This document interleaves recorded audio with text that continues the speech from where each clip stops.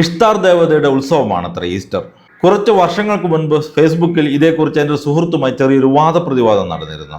എസ്തർ എന്നാണ് ആളുടെ പേര്. ഈസ്റ്റർ എന്നത് ഇഷ്താർ ദേവതയുടെ തിരുനാളാണ് എന്ന വാദത്തിന് എന്താണ് തെളിവ് എന്ന് ചോദിച്ചപ്പോൾ ഈ രണ്ട് വാക്കുകൾ തമ്മിൽ ഈസ്റ്ററും ഇഷ്താറും കേൾക്കാൻ ഏകദേശം ഒരേപോലെ ഉണ്ട് എന്നതിനപ്പുറത്തേക്ക് യാതൊരു തെളിവും കയ്യിലില്ല. എന്നാൽ ഇവിടുത്തെ രസകരമായ കാര്യം, ഞാൻ നേരത്തെ പറഞ്ഞു, ഈ സുഹൃത്തിന്റെ പേര് എസ്തേർ എന്നാണ്. ഈ എസ്തേർ എന്ന പേരും ഇഷ്താർ എന്ന പേരും കേൾക്കാൻ ഇതേ സാമ്യമില്ലേ? വെറും അക്ഷരസാമ്യത്തിന്റെയോ ഉച്ചാരണ രീതിയുടെയോ കച്ചിത്തുരുമ്പിൽ പിടിച്ച് തെളിവുകൾ നിർത്തുന്നതിന്റെ അപകടമാണിത്. വെറും വാക്കുകളിലെ സാമ്യം നോക്കി തെളിവുകൾ ചമയ്ക്കുന്നത് അപകടകരമായ ചരിത്ര പഠന രീതിയാണ്. എല്ലാ വർഷവും ഈസ്റ്റർ കാലമാകുമ്പോൾ ഈ ഒരു ചിത്രവും വെച്ചുകൊണ്ട് ഈസ്റ്റർ എന്നത് ഇഷ്താർ ദേവതയുടെ തിരുനാളാണ് എന്നുള്ള രീതിയിൽ സോഷ്യൽ മീഡിയ പോസ്റ്റുകൾ പ്രത്യക്ഷപ്പെടാറുണ്ട്. എന്നാൽ വെറും ശബ്ദ സാമ്യങ്ങൾക്കപ്പുറം യാതൊരു തെളിവും ഇവർക്ക് നിരത്താനില്ല എന്നതാണ് യാഥാർത്ഥ്യം. ഇത്തരം വെകിട് വാദങ്ങളുമായി വരുന്ന പെന്തക്കോസ്തക്കാരോട് എനിക്ക് പറയാനുള്ളത്, ഈ പറയുന്നതിനൊക്കെ എന്തെങ്കിലും ഒരു തെളിവ് ഹാജരാക്കാൻ സാധിക്കുമെങ്കിൽ നിങ്ങൾക്ക് കമന്റ് ബോക്സിലേക്ക് സ്വാഗതമെന്നാണ്. ഈ ചിത്രത്തിന്റെ പശ്ചാത്തലത്തിലുള്ളത് പുരാതന ബാബിലോണിയൻ ദേവതയായ ഇഷ്താർ തന്നെയാണ്. പക്ഷേ ഇവരെ വെറും ലൈംഗികതയുടെ ദേവതയായോ അല്ലെങ്കിൽ പ്രത്യുൽപാദനത്തിന്റെ ദേവതയായോ മാത്രം കാണുന്നത് ചരിത്രപരമായി തെറ്റാണ്. പുരാതന സുമേറിയൻ സംസ്കാരത്തിലെ ഇനാന എന്ന ദേവിയുടെ അക്കാഡിയൻ രൂപമാണ് ഇഷ്താർ.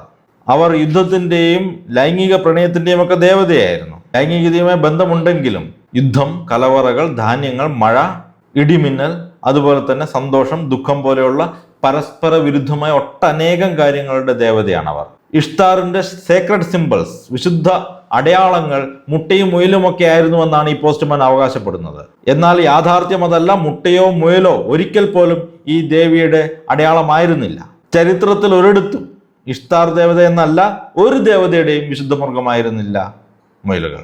നമുക്കറിയാം, മുയലുകൾ വളരെ പെട്ടെന്ന് പെറ്റുപെരുകുന്ന ഒരു ജീവിയാണ്. അതുകൊണ്ട് പൊതുവെ ഫെർട്ടിലിറ്റിയുടെ അല്ലെങ്കിൽ പ്രത്യുത്പാദനത്തിന്റെ അടയാളമാണ് മുയലുകൾ. കുറച്ച് വർഷങ്ങൾക്ക് മുൻപ് മുയലുകളെ പോലെ പ്രസവിക്കുന്നതിനെ കുറിച്ചൊക്കെ ഫ്രാൻസിസ് മാർപ്പാപ്പ പറഞ്ഞത് വലിയ വിവാദമായിരുന്നു. എന്നാൽ അതിനപ്പുറത്തേക്ക് ഒരു ദേവതയുടെയും വിശുദ്ധ മൃഗമല്ല ഈ മുയലുകൾ. അതുകൊണ്ട് ഏതെങ്കിലും പെന്തക്കോസ്ത പ്രൊട്ടസ്റ്റന്റുകാർക്ക് ഇതിന് വിരുദ്ധമായ തെളിവുകൾ ഹാജരാക്കാനുണ്ടെങ്കിൽ ഞാൻ വെല്ലുവിളിക്കുകയാണ്. കമന്റ് ബോക്സിലേക്ക് സ്വാഗതം. ഇനി ചില മുസ്ലിം സുഹൃത്തുക്കളും ഇത്തരം വാദങ്ങളുമായിട്ട് വരാറുണ്ട്. മുട്ടയും മുയലും ഇഷ്താർ ദേവതയുടെ സേക്രഡ് സിംബിൾസ് ആയിരുന്നു എന്നുള്ളതും ഈസ്റ്റർ എന്ന പേര് ഇഷ്താർ എന്ന പേരിൽ നിന്നാണ് വരുന്നതെന്നൊക്കെയാണ് ഇവരുടെ കണ്ടുപിടുത്തം. സത്യത്തിൽ മുട്ടയോ മുയലോ ഇഷ്താർ എന്ന ദേവതയുടെ സേക്രഡ് സിംബിൾസേ അല്ല. ഏതെങ്കിലും ഒരു ചിത്രത്തിൽ, ഇഷ്താർ ദേവതയുടെ ചിത്രത്തിൽ മുട്ടയോ മുയലോ നിങ്ങൾക്ക് കാണിച്ചു തരാൻ സാധിക്കില്ല. എന്നാൽ ഇഷ്താർ ദേവതയുടെ പ്രധാന അടയാളങ്ങളിൽ ഒന്ന് ചന്ദ്രക്കൊല, ക്രസന്റ് മൂൺ ആണ്. ഞാൻ എങ്ങോട്ടേക്കാണ് പോകുന്നതെന്ന് നിങ്ങൾക്ക് മനസ്സിലായി കാണുമല്ലോ അല്ലേ? മുട്ടയോ മുയലോ കൂടെയുള്ള ഇഷ്താർ ദേവതയുടെ ഒരു ചിത്രമെങ്കിലും കൊണ്ടുവരാൻ ഞാൻ വെല്ലുവിളിക്കുകയാണ്. എന്നാൽ ക്രസന്റ് മൂൺ, വിശുദ്ധ ചിഹ്നമായിട്ടുള്ള ഇഷ്താർ ദേവതയുടെ അനേകം ചിത്രങ്ങൾ എനിക്ക് കൊണ്ടുവരാൻ സാധിക്കും.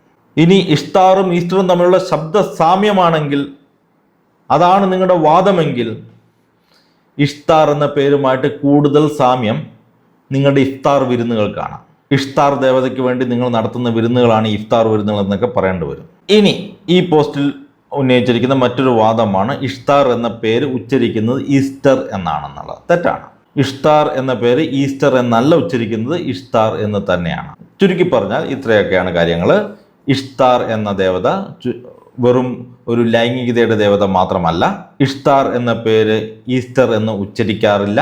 ഈ ദേവതയ്ക്ക് മുട്ടയുമായോ മുയലുമായോ യാതൊരു ബന്ധവുമില്ല.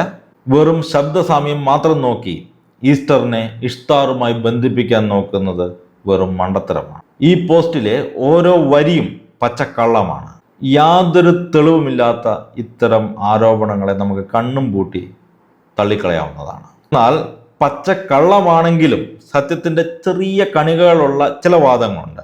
അതിനെ പൊളിച്ചെടുക്കുക അത്ര എളുപ്പമല്ല. കാരണം ആ ചെറിയ തരി സത്യത്തെക്കുറിച്ച് സംസാരിക്കാനായിട്ട് നമ്മൾ ഏറെ പഠിക്കേണ്ടതുണ്ട്, പുസ്തകങ്ങൾ വായിക്കേണ്ടതുണ്ട്. പച്ചക്കള്ളമാണെങ്കിലും സത്യത്തിന്റെ അത്തരമൊരു കണികയുള്ള ഒരു ആരോപണമാണ് ഇയോസ്ട്രേ എന്ന ആംഗ്ലോ സാക്സൺസിന്റെ പുരാതന പേഗൻ ദേവതയിൽ നിന്നാണത്രേ ഈസ്റ്റർ എന്ന പേര് വരുന്നത്. മുട്ടകളും മുയലുകളുമൊക്കെ ഈ ദേവതയുടെ സേക്രഡ് സിംബിൾസ് ആണെന്നും പണ്ട് വസന്തകാലത്ത് അവർ നടത്തിയിരുന്ന ആഘോഷങ്ങളെ ക്രൈസ്തവർ അടിച്ചു മാറ്റിയതാണെന്നും ഒക്കെയാണ് ആരോപണങ്ങൾ. സത്യത്തിൽ ഈ ആരോപണത്തിൽ വല്ല കഴമ്പുമുണ്ടോ എന്ന് ഡീറ്റെയിൽ ആയിട്ട് നമുക്ക് അടുത്ത വീഡിയോയിൽ പരിശോധിക്കാം.